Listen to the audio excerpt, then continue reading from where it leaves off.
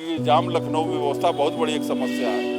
अगर पार्किंग स्थल के रूप में प्रयोग कर रही है, पार्किंग बना रही है तो क्या दिक्कत है? बवाल तो ये हो रहा है कि कोई धरोहर बना है तो उसको बिगाड़ने का काम हो रहा है। तो पार्किंग के लिए तो देश भर में और भी सरकारी जमीनें काफी हैं।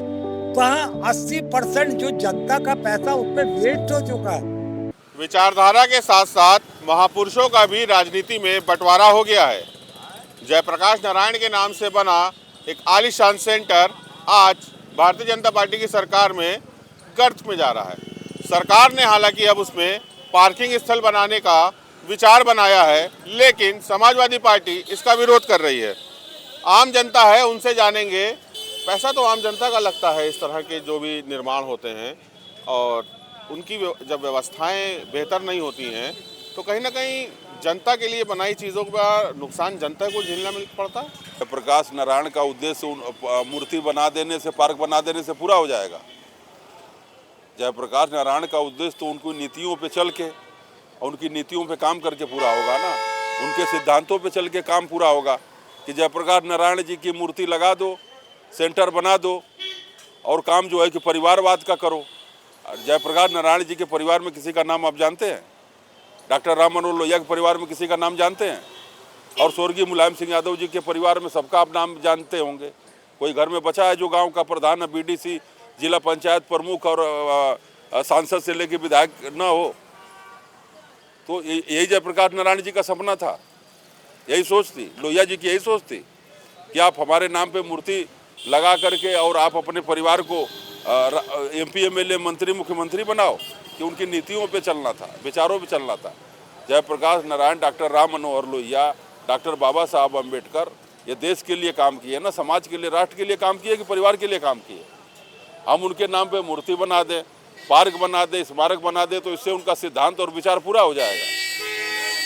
उनके नीतियों पे चलना पड़ेगा, उनके सिद्धांतों पे चलना पड़ेगा, उनके विचारों को आत्मसात करना पड़ेगा। महापुरुष देश और राष्ट्र के लिए काम कर। अगर सरकार जनता के लिए ट्रैफिक की जाम लखनऊ में व्यवस्था बहुत बड़ी एक समस्या है, अगर पार्किंग स्थल के रूप में प्रयोग कर रही है, पार्किंग बना रही है तो क्या दिक्कत है? हम आपके ही तो गाड़ियाँ पार्क होंगी, उसमें जाएंगे, पार्किंग रहेगा। उधर भी डॉक्टर राम मनोहर लोहिया पार्क है, इधर भी डॉक्टर अम्बेडकर पार्क है। तो जब गाड़ियाँ रोड पे खड़ी होती है वो कहाँ खड़ी होंगे? कम से कम पार्किंग स्थल बन जाएगा तो सड़कों पे अतिक्रमण नहीं होगा, सड़कें खाली रहेंगी और फिर लोग पार्किंग करेंगे अपना। और जिसको जयप्रकाश नारायण से, डॉक्टर अम्बेडकर से, लोहिया से लगाव है तो जाएगा ही, उनकी मूर्तियों पे माला पहनाएगा ही और उनको नमन करेगा।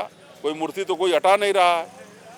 तो आप सुन रहे थे आम जनता को, जिनका साफ कहना था कि अगर पार्किंग बन रही है तो वो भी तो जनता के लिए ही बन रही है, और लोग भी हैं। विचारधारा की लड़ाई होती है राजनीति, महापुरुषों की लड़ाई भी हो गई। कहाँ लड़ाई नहीं हो रही, जात जात की लड़ाई हो रही है, हिंदू मुसलमान की लड़ाई हो रही है, मंदिर मस्जिद की लड़ाई हो रही है। जिस देश में आप कह रहे हैं कि अब उसमें भी लड़ाई चालू हो गई, क्या नहीं हो रहा है इस देश में, आप बताइए।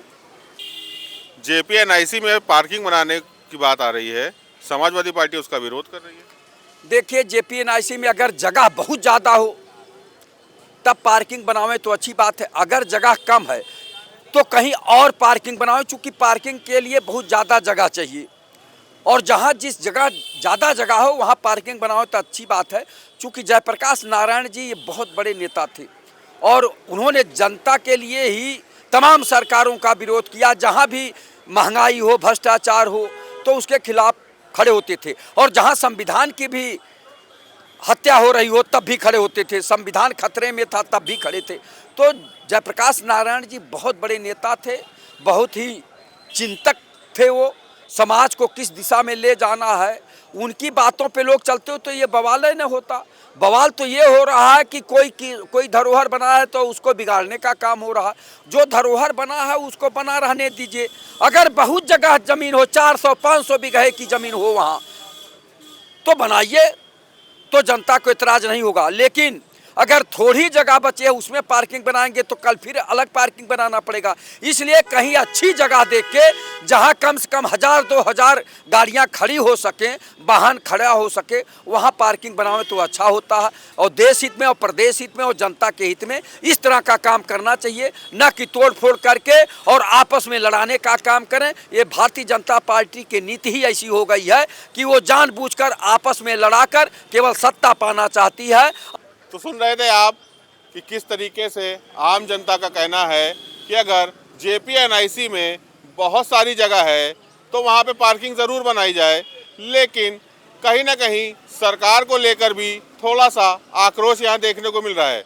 और लोगों से भी जानेंगे कि आखिर वो क्या चाहते हैं। आप बताइए, महापुरुषों के नाम की लड़ाइयाँ राजनीति में बढ़ रही हैं, नुकसान तो जनता का होता है। अब JPNIC में पार्किंग बनाने की बात आ रही है।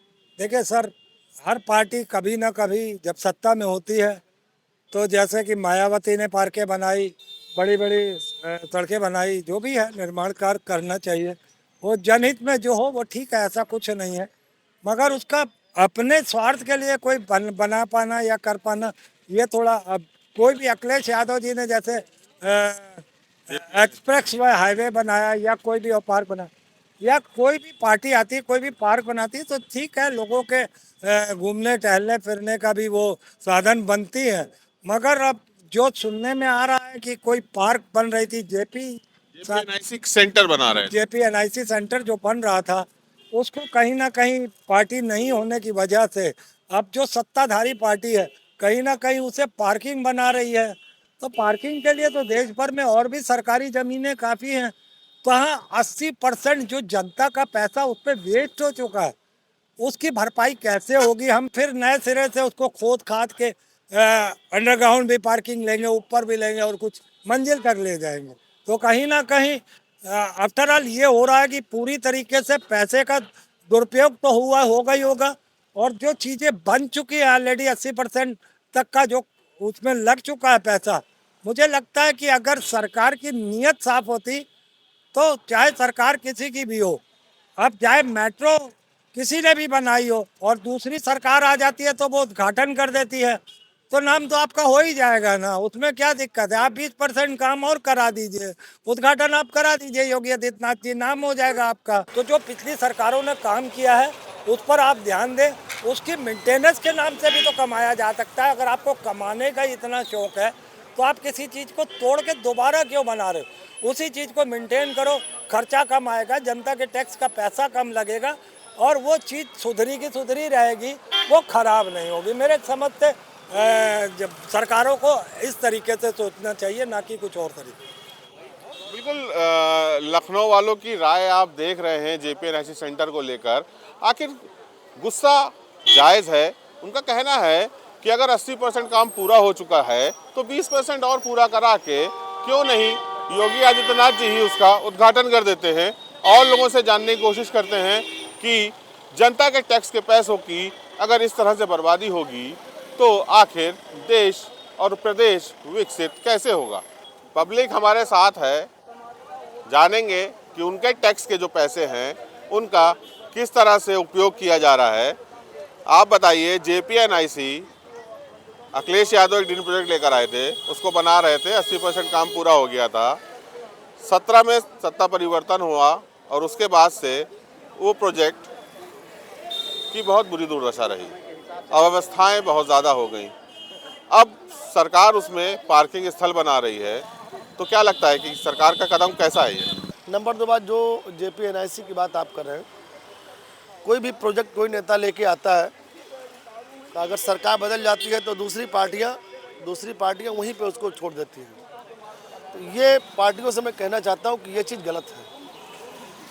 कोई भी महापुरुष है या किसी भी व्यक्ति का नाम है, मेरे नाम से ही कोई चल रहा है, अगर आप छोड़ देते हैं तो उसके समाज के लोग, उस महापुरुष के समाज के लोग इससे नाराज़ होते हैं। तो दूसरी पार्टी को चाहिए कि अगर उन्होंने थोड़ा सा काम किया है, अगर उन्होंने 80% काम किया है तो आप 200% करके दिखाइए। ये होना चाहिए, ये नहीं कि उसको बिल्कुल डिस्ट्रॉय कर देना चाहिए। डिस्ट्रॉय करने में आपके सरकार की भी बदनामी होती है, आपके सरकार के ऊपर भी उंगली उठती है, तो उसको आगे बढ़ाना चाहिए। तो आप सुन रहे थे लखनऊ की जनता को, जिनकी मिली जुली राय है कि JPNIC जैसे सेंटर्स की जो दुर्दशा हो जाती है उनको सरकार किस तरीके से उपयोग में ले सकती है।